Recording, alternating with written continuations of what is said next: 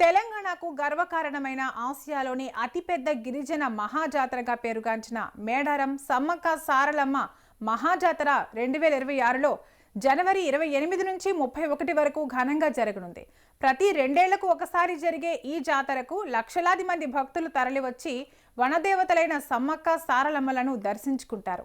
గత జాతరల్లో గంటల తరబడి క్యూ లైన్లలో వేచి ఉండాల్సి వచ్చిన భక్తులకు ఈసారి మాత్రం గుడ్ న్యూస్ వచ్చింది. ప్రభుత్వం చేపట్టిన ప్రత్యేక అభివృద్ధి పనులతో కేవలం 10 నుంచి 20 నిమిషాల్లోనే భక్తులు దర్శనం పూర్తి చేసుకునేలా ఏర్పాట్లు చేస్తున్నారు.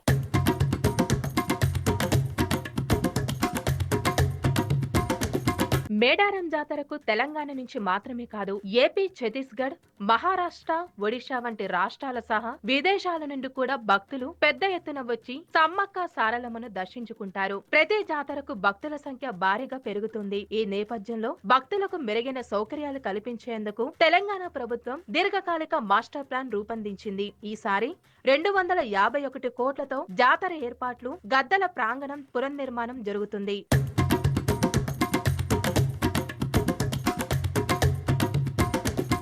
గతంలో గద్దల ప్రాంగణానికి కుడి ఎడమ వెనుకల వైపు నుండి క్యూ లైన్లు ఉండేవి. కానీ ఈసారి వినూత్నంగా మార్పులు చేశారు. కుడివైపు వరుసలను తొలగించి అక్కడ స్మృతివనం నిర్వహిస్తున్నారు. ఎడమవైపు వరుసలన్నీ తొలగించి మొత్తం 5 క్యూ లైన్లు మాత్రమే నిర్వహిస్తున్నారు. భక్తులు ఈసారి వరుసల్లో ప్రవేశించి దాదాపు 250 మీటర్ల నుండి గద్ద ప్రాంగణానికి చేరుకుంటారు. మధ్య వరుస నుండి పోలీసులు, వాలంటీర్ల కోసం రిజర్వ్ చేశారు. దానికి కుడి ఎడమ వైపులో 2 వరుసల్లో మాత్రమే భక్తులను అనుమతిస్తారు.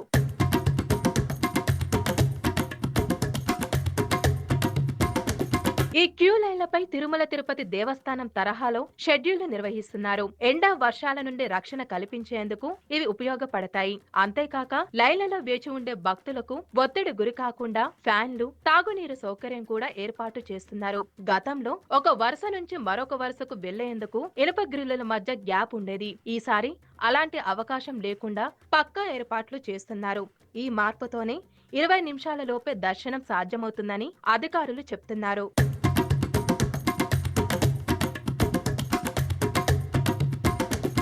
విఐపీలకు కూడా ప్రత్యేక ఏర్పాట్లు చేస్తున్నారు. దేశవ్యాప్తంగా గవర్నర్లు, ముఖ్యమంత్రులు, కేంద్ర మంత్రులు, రాష్ట్ర ప్రముఖులు జాతరకు వస్తుంటారు. గతంలో విఐపీ వరుస ఉండేది, కానీ పైరవీల కారణంగా తొలగించారు. ఈసారి మాత్రం మాస్టర్ ప్లాన్లో భాగంగా ప్రత్యేక విఐపీ క్యూ లైన్ ఏర్పాటు చేస్తున్నారు. ఇది విఐపీలకు ఇబ్బందులను తగ్గిస్తుంది. అంతేకాకుండా మాజీ ముఖ్యమంత్రి కేసీఆర్ ను కూడా ఈ జాతరకు ఆహ్వానించారు. మంత్రులు సీతక్క, కొండా సురేఖలు ఎర్రవల్లి నివాసానికి వెళ్లి ఆహ్వాన పత్రికను అందజేశారు. కేసీఆర్ దంపతులు సాంప్రదాయబద్ధంగా పసుపు, కుంకుమ, తలంబ్రాల వస్త్రాలతో సత్కరించారు. ఇది రాజకీయాలకు అతీతంగా జాతర స్ఫూర్తిని చాటింది.